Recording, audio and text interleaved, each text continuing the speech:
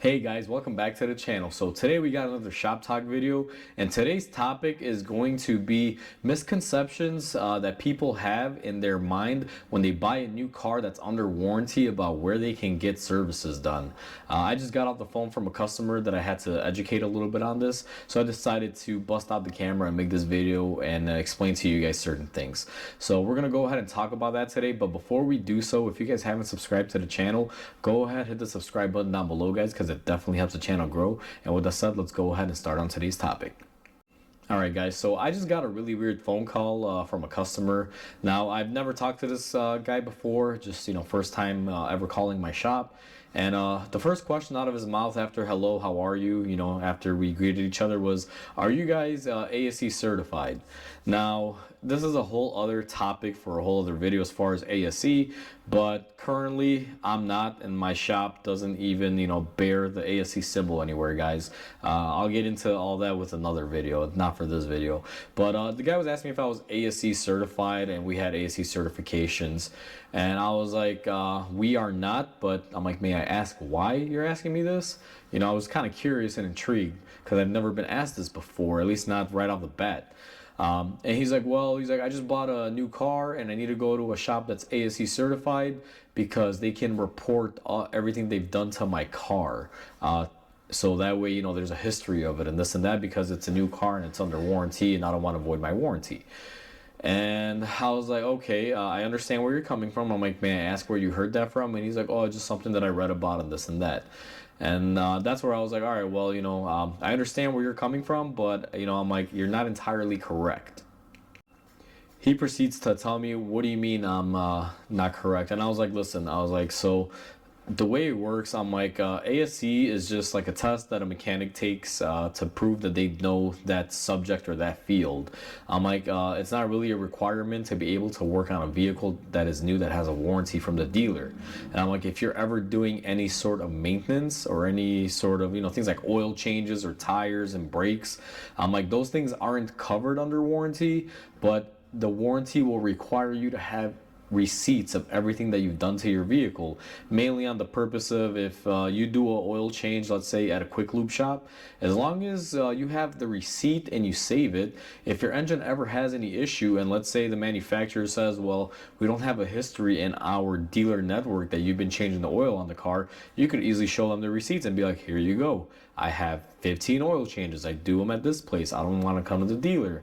Because the thing is, guys, dealerships, when you buy a new car, this is the one misconception that I want to address. People assume that when you buy that car from the dealer, you got to go back to the dealer for every service when it's under warranty. And it's not the case, guys.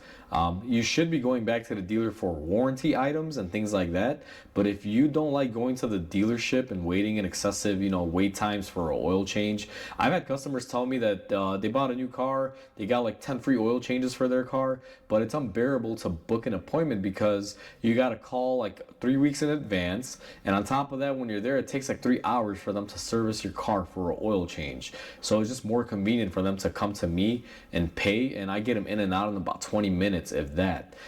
So that's the big thing here. Just people don't want their time wasted.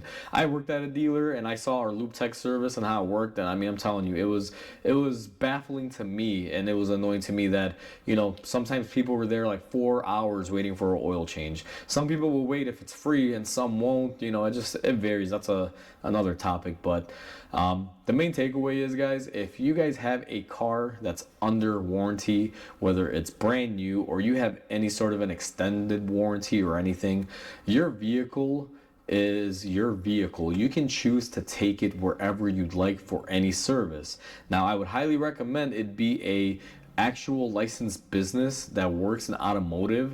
Don't just take it to Joe Blow in the alley to get an oil change, because that's not a reputable business. As long as you go to a reputable shop that has a business license and is insured and bonded and everything, that's all you really need. And you also need to be able to get an invoice from the shop. Whether it be a handwritten invoice or a computerized invoice, you just need something that says you changed the oil, and it needs to be, your information on there, dated, the mileage that the vehicle vehicle got the service and what type of service it was, because that's what people look for. I've actually had issues. I mean, I have my own shop, and I did have a car that had a warranty. I had a 2012 Mercedes that I bought when I worked at the Mercedes dealer. And I got a pretty good discount on it. I bought it. I even got the extended warranty on it. And I had an issue with the front timing cover leaking. Now, I've done it hundreds of times on vehicles, but typically I've always been paid for it. And in this scenario, I took it to the dealer where I used to work at, and I was like, it's under warranty. I don't care. Just, let my colleagues fix it, even though I don't work there anymore. And they took the car on warranty, and I guess they were a little bit sour when I quit working there. So they're like, oh, in order for us to work on it, we got to verify that you've been maintaining it, because that gasket could have dried up if you haven't been changing your oil on time. And I'm like, really? Okay, we're going to do this run around. So, I do all my own oil changes, because at that point in time, I had, my own shop and everything. So, I go up to them. I produce whatever records I had when I worked at the dealer when I was changing the oil there. And then I also had the records of me changing my own oil. Now, here's the thing. I even have records of me changing my own oil at my house, but I always kept the receipt that showed what kind of car I was getting the parts for and what kind of oil, and what the date was, because they can use those too for warranty purposes. So I had about one or two of those, and everything else was me, like at the shop, my shop right now, which is a printed invoice and everything. And they gave me a little bit of flack over the two receipts that were just the oil and filter purchase, but they were from that dealer. It wasn't that I bought it for, from a parts store. Like, I went to the dealer, purchased the oil and the filter for the car, and they had the VIN number on there, the date and everything. So they were able to trace back that I had maintained it for those two oil changes, even though I didn't have an actual invoice.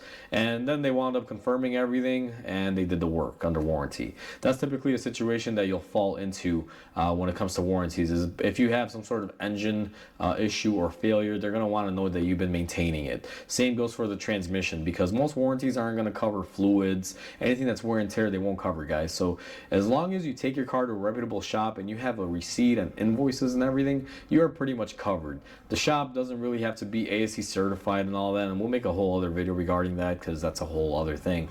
But as long as you maintain your vehicle and you have records and you have the invoices from the shops that you are servicing it, you do not have to go to the dealer, and you're not obligated to go back where you bought the car to do the services, especially when it comes to oil changes and things like that. As long as you can prove that you've done them, that's all you really need. So just save the receipts. And this is what this whole video is about, guys. I just want to clarify this, because I see so many people. I've had customers. I had one about a month or two ago that I used to see very often, and then I hadn't seen her for a while. I figured, she moved out because of whatever happened the last couple of years with COVID. A lot of my customer base moved out of state, and a lot of stuff happened.